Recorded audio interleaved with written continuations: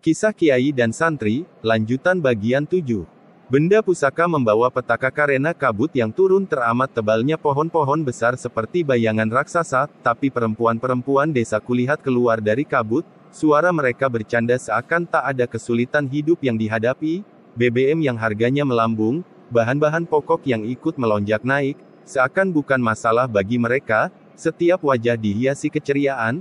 Padahal aku yakin para perempuan itu bukanlah orang-orang kaya, mereka hanya orang yang teramat sederhana, masak dengan kayu bakar yang diambil di hutan, yang mereka masak adalah padi yang mereka tanam dan mereka panen, lalu dibawa ke penggilingan, lauk mereka juga mereka tanam sendiri, jadi apa yang perlu dikhawatirkan lagi, mungkin pergi naik mobil, belum tentu 2 atau 3 tahun mereka naik mobil, jadi walau bensin oleh pemerintah dinaikkan seliter 1 juta, juga tak mempengaruhi mereka, sebab naik mobil bagi para orang gunung ini adalah siksaan tersendiri, yaitu siksaan mabuk perjalanan. Mereka seperti punya negara sendiri, yang bernama Republik Bersahaja. Hidup tak neko-neko, seadanya saja. Perempuan-perempuan itu menyapaku ketika lewat di depanku. "Ndere punten Gus, Menggo, ngatos-atos," jawabku, aku melangkah meninggalkan ngelirip, dan segala keindahannya, aku penasaran dengan mimpiku semalam, hanya bunga tidurkah? Pertigaan anjlok sekitar 2 kilo, jalan menurun, kalau ditempuh dengan sepeda mungkin tak sampai 10 menit tanpa dikayu, karena jalanan menurun, malah berbahaya kalau tak punya rem, aku tempuh jalan itu dengan jalan kaki, di samping hari masih pagi, dan kabut tebal sekali, jalan kaki tentu menyehatkan, sampai di pertigaan anjlok, matahari telah meninggi, dan kabut tinggal tipis, menyisakan butiran air di pucuk daun dan rumput, bercahaya berkilauan seperti manik-manik mutiara. Beberapa anak sekolah bergerombol menunggu bus, ada yang berseragam biru tua, berarti anak SMP, ada juga remaja berseragam abu-abu, berarti anak SMA, kalau ada SMA di sini ya sekolah Bukit Tinggi, itu adalah nama sekolah lanjutan yang ada di bukit jadi dinamakan Sekolah Bukit Tinggi. Aku sebenarnya sekalian mau cari sarapan, tapi setiap warung pinggir jalan yang kutanya, selalu menjawab belum matang, kulihat juga ada gerobak bakso, bakso juga tak apa-apa kalau ada lontongnya, jadi kalau kepedesan ngerokok juga lebih enak, kulihat tukang bakso menata mangkok, aku dekati. "Baksonya sudah ada bang?" tanyaku. "Bentar lagi Gus, silahkan duduk dulu," katanya hormat. "Lontongnya ada bang?" "Oh ada, banyak." Aku masuk ke dalam rumah-rumahan bambu, yang dibuat serampangan dan seadanya, hanya untuk melindungi para pemesan bakso agar bisa menikmati bakso pesanannya dengan nyaman. Saus, kecap, sambal, berjejer di depanku. "Nak mas, anak ini kan yang namanya Febrian." Kudengar suara lembut di belakangku, aku menoleh, nampak orang tua yang kurus sedang, duduk di belakangku. Aneh kenapa aku tak merasakan kedatangannya, kakek ini kutaksir umurnya 70 tahunan, badannya kurus namun tegap. Wajahnya penuh kerutan ketuaan tapi bersih, alis matanya sebagian memutih, ikat kepalanya bercorak lurik batik. Kumisnya dan jenggotnya sedikit, matanya teduh dan bersahabat. "Kakek ini siapa, kok tahu nama saya?" tanyaku heran. "Itu tak penting nak mas, aku hanya mau menyerahkan warisan nak mas yang selama ini dititipkan pada saya," kata kakek itu.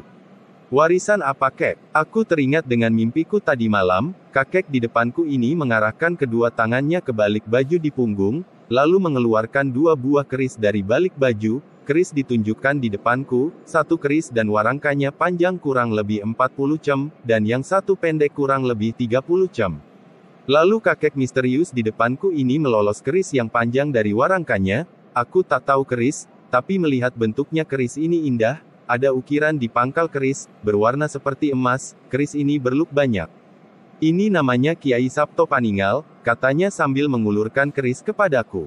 Kurasakan ada getaran aneh menjalari tanganku ketika menerima keris itu. Kemudian kakek itu mencabut keris yang kedua, "Ini namanya Kiai Condong Pamelang," katanya sambil mengulurkan keris kepadaku. Aku mengamat-amati kedua keris di depanku, sekedar menyenangkan pada kakek ini, tapi aku benar-benar buta dan tak tertarik dengan aneka macam wesi aji. Aku menyerahkan kedua keris itu kepadanya.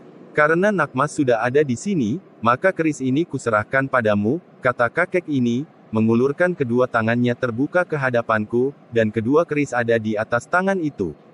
Nanti dulu kek, kataku dengan isyarat tangan menahan. Kenapa nak mas? Aku ini sama sekali tak tahu, seluk-beluk tentang keris, dan aku tak tahu bagaimana merawatnya. Alangkah baiknya kalau keris ini tetap di tangan kakek, mungkin akan lebih baik keris ini tetap di tangan kakek, aku takut kalau di tanganku akan rusak, kataku berdalih dengan alasan setepat mungkin. Tapi nak mas, keris ini nak maslah pewarisnya, begini loh kek, aku ini punya keyakinan, bagiku Allah lah sebaik-baiknya zat tempatku bergantung dan tempatku meminta menyelesaikan segala urusanku, aku tak mau menomerduakan Allah karena mempunyai kedua keris ini. Kakek tua itu manggut-manggut, baiklah aku mengerti, tapi aku tak mau disalahkan oleh orang yang telah mempercayakan amanahnya kepadaku, maka sudilah nak mas menerima keris ini dan nanti menyerahkan padaku lagi. Oh aku mengerti kek, baiklah aku terima keris ini, dengan kelapangan hati, kataku, sambil menerima kedua keris. Lalu kulanjutkan berkata setelah keris ada di tanganku.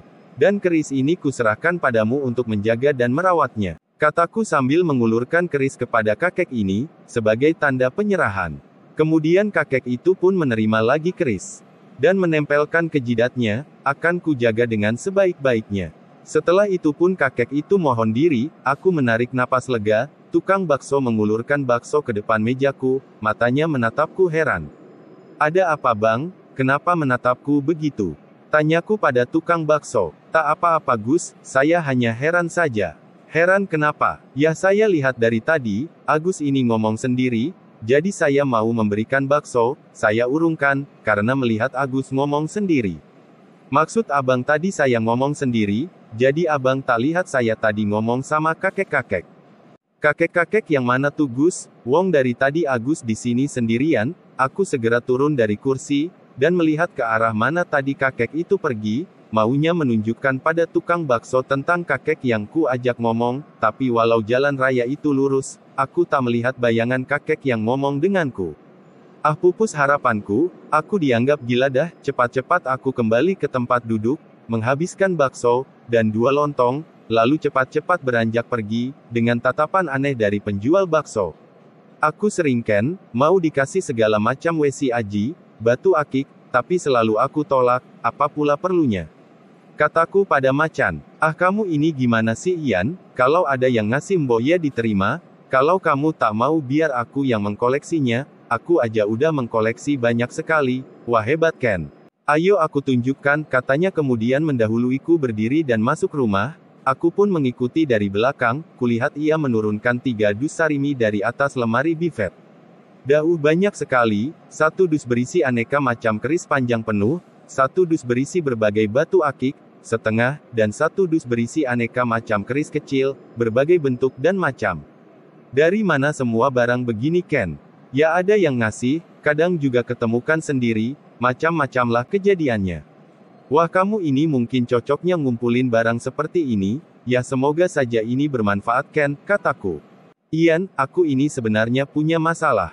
Kata macan menatapku serius. Masalah apa? Gini Ian, aku punya anak buah, dari anak-anak nakal yang aku insyafkan, dan aku membuatkan mereka warung tenda masakan Lamongan, tapi aku menemui kendala, warung yang ku buka itu sepi pengunjung, nah kalau begitu, aku takut anak-anak muda itu patah arang, melihat warung sepi begini, mereka akan kembali menjadi pemabuk lagi, bagaimana menurutmu Ian?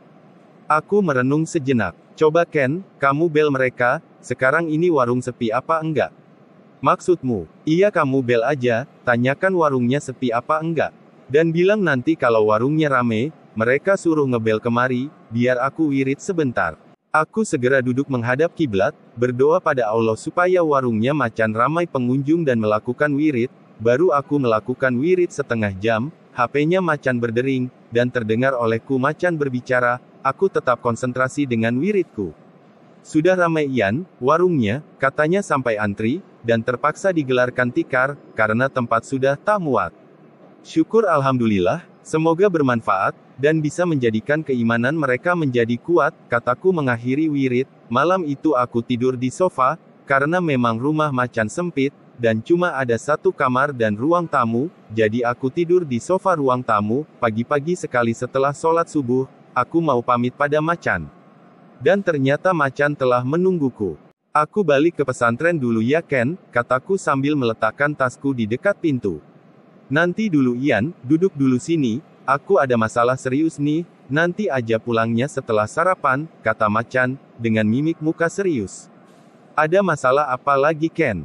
Saudara perempuanku ada yang kena musibah apa? Apa kecelakaan? Bukan, tapi sakit usus buntu, dan mau dioperasi. Wah bagaimana nih ibuku minta kiriman untuk biaya operasi, tapi aku tak punya uang, apa kamu punya uang Ian? Wah aku juga tak punya, ini ada juga paling 300, dari Kiai 200, dan uangku sendiri 100, nih pakailah, kataku mengeluarkan dompet budukku, dan mengambil uang 300-an ribu. Dan menyerahkan pada Macan. Kami terdiam sebentar, aku menyeruput kopi yang disediakan Ida istri Macan, lalu kunyalakan rokok Jisamsu filter, tiba-tiba ada ide kuat terlintas di benakku. Ah kenapa kita tak coba obati sendiri Ken? Kita mintakan kesembuhan pada Allah, bagaimana? Kataku seketika mendapatkan ide, karena aku pernah mendengar Kiai mengatakan padaku, jika ilmu yang ku miliki dan ilmunya Macan digabung, kekuatannya akan teramat dahsyat, karena Macan diberi ilmu yang bersifat dingin, sebab Macan yang sifatnya gampang emosi, sementara aku diberi ilmu yang bersifat panas, karena sifatku yang lembek, Macan aja sering mengolokku, kalau aku ini ditipu orang, maka yang nipu itu akan kesenangan sampai mati karena terlampau senang. Ah kalau mengobati dari dekat biasa, tapi dari jauh itu apa bisa? Masak obat ditransfer, katanya ragu. Kamu lupa, selama ini kita mengobati, hanya dengan doa kepada Allah, dan Allah itu kuasanya tak ada batas. Kalau Dia bisa menyembuhkan orang yang di dekat kita, tentu tak sulit bagi Allah menyembuhkan orang yang jauh dari kita, sebab Allah tak dibatasi jauh dan dekat kuasanya, tapi caranya gimana Ian, aku tak ngerti. Wah kalau itu aku juga tak mengerti, selama ini, kita kan memang tak diajar apa-apa sama Kiai, tapi jangan takut aku ini kan tukang ngayal, moga-moga Allah melimpahkan rahmatnya, dan memberikan kesembuhan yang mutlak. Lalu bagaimana Ian? Begini, kamu telepon ortumu, saudarimu yang sakit siapa namanya? Nafisah. Bersambung, bagian 8.